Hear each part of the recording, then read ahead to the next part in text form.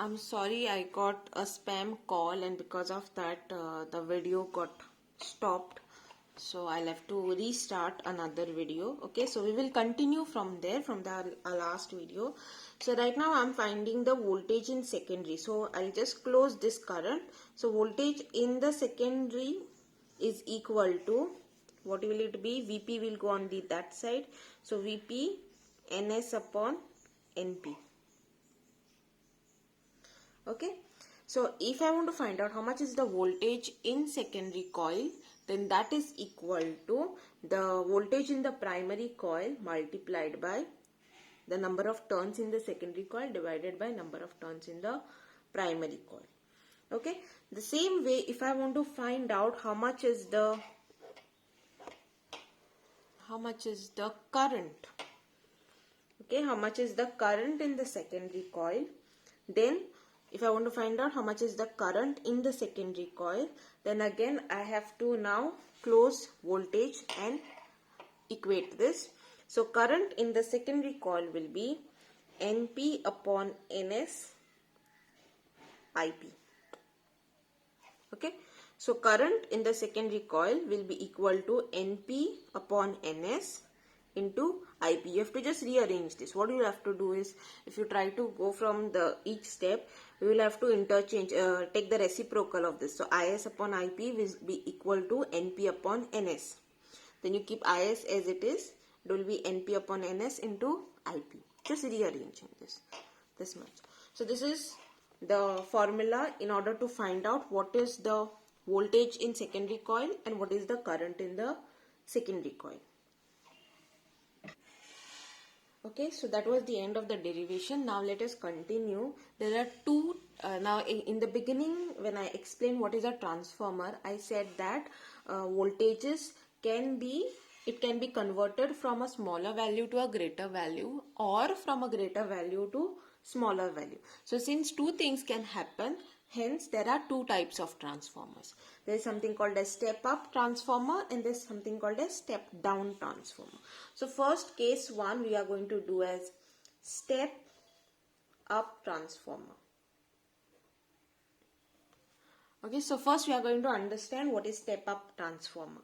If the number of turns of the secondary coil are greater than primary coil. So for this we require this formula to understand step up and step down transformers. If the number of turns of the secondary coil, now let me just draw. So here I have, on my right hand side, I have a step up transformer in which the number of turns in the secondary, okay, is greater than the number of turns in primary. Now you can see that in the primary there are only 2 turns and in the secondary there is 1, 2, 3, 4, 5 turns. Okay, so we have defined the primary and the secondary coil. So if the number of turns in secondary is greater than the number of turns in primary, then what will happen to voltage? The voltage in secondary will be greater than voltage in primary. Okay, so if the secondary turns are greater than primary, therefore voltage in secondary will also be greater in primary. And what is going to happen over here? Current in primary will be greater than current in secondary. Or I can say that current in secondary will be less than current in primary. See over here, these both, I have secondary in the numerator, primary in the denominator. But over here it is reciprocal. Current in primary is in the numerator and secondary is in the denominator. Okay, so you need to understand this when we are applying. So when I'm in a step up transformer, what we are doing, we are taking more number of turns for the secondary coil, okay, less number of turns for the primary coil. Therefore what is going to happen to voltage? Secondary voltage will be greater than primary because secondary number of turns is greater than primary, and therefore what will happen over here? Current in primary will be more than secondary. Okay, this is more, therefore this is more. Okay, but here primary current, over here it is more. Okay, so what is happening? We are applying more current, but output you are getting less current. Okay, so this is like a step up transformer, because what are we doing? We are taking the voltage, okay, since current over here is more, voltage is less.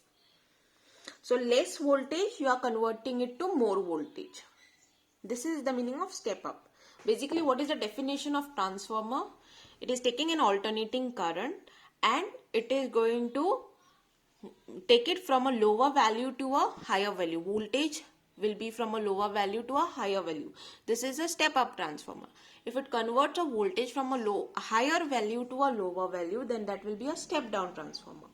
And here we have seen that our voltage in secondary is more than voltage in primary. Therefore, whatever voltage that you apply in primary, okay, that voltage will become more in secondary.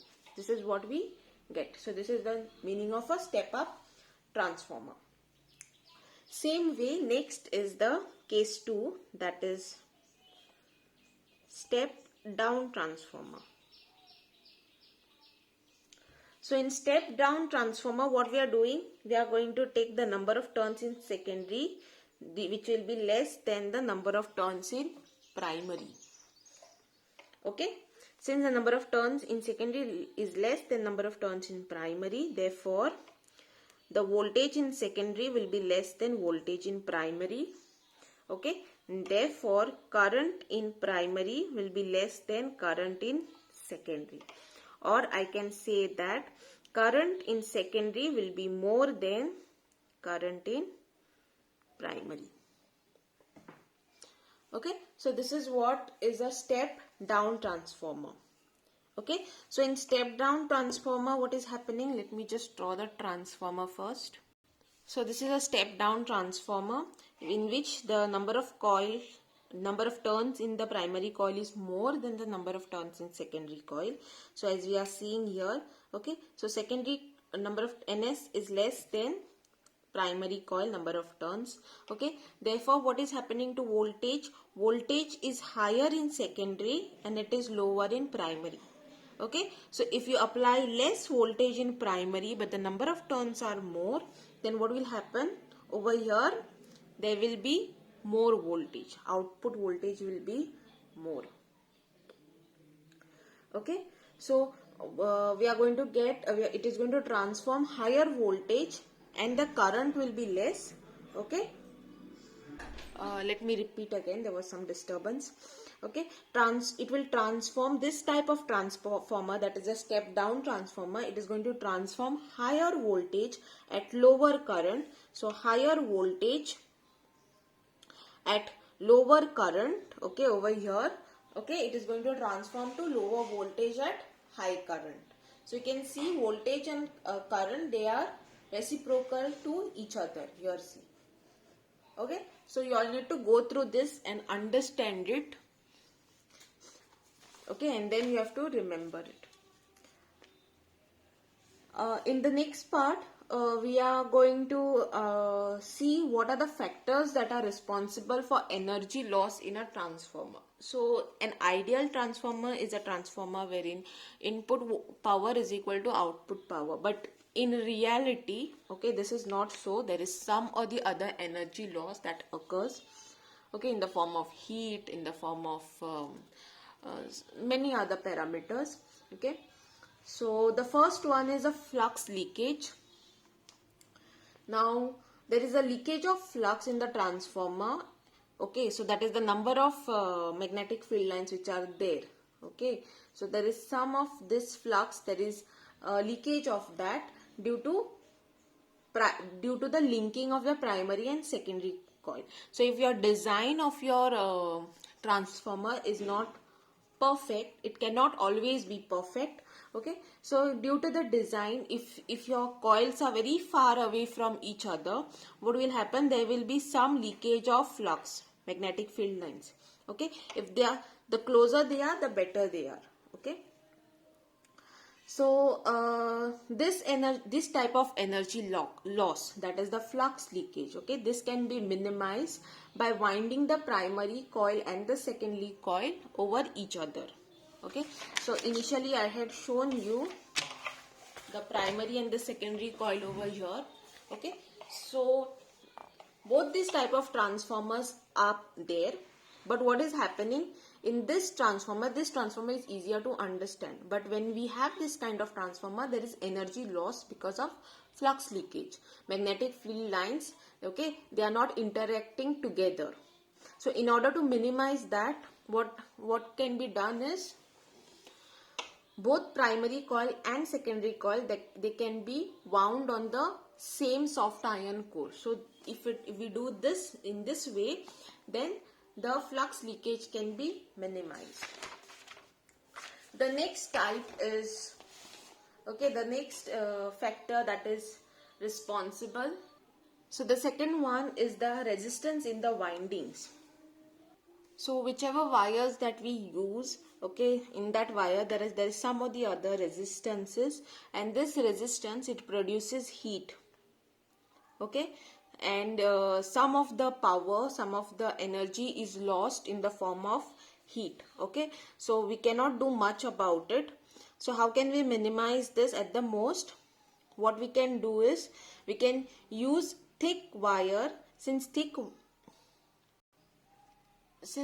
wires, they are having less resistance, okay. So this is usually done in a high current low voltage windings, okay. So this is about the resistance. The third one is eddy current, okay. The third type of energy loss is eddy current.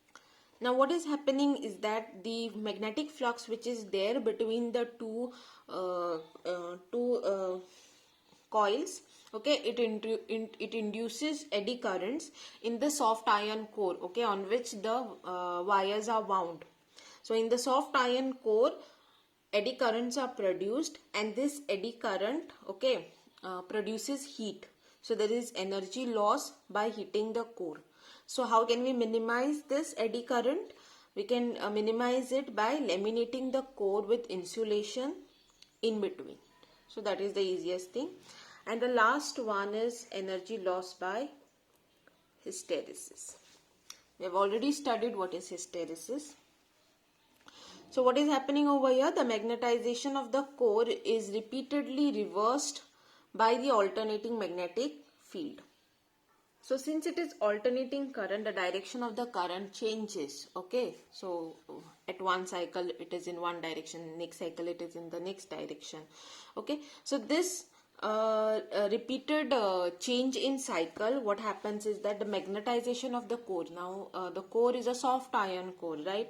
So soft iron means it is a magnetic material, okay. So the magnetization of that iron, okay, it is repeatedly reversed by this alternating magnetic field.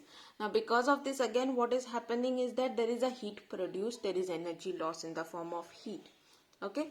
So how can we reduce this? This again can be minimized, or it can be reduced by using a magnetic material that has a low hysteresis loss. So we have studied about hysteresis, okay, curve and all. So from there, whichever one has a low hysteresis, that particular material can be used in the transformer, and that particular material which is having low hysteresis itself is a soft iron core, okay. And the last part is the transmission of power over long distances. So this is very easy. I want you to read it, and if you don't understand the very small paragraph at the end of the chapter, it is on page 11 of your notes. It is very easy. Read it. If you do not understand it, then you let me know, then I will explain. Otherwise it is very understandable. I don't think you need any explanation for that. But if you find something difficult in it, if you don't understand any particular point, then let me know. It is just around 6 lines, okay. So this is a transmission of power over long distances, means how the power from the power grid comes into your house. So how is the current carried from the power grid to your homes? So that's all, okay.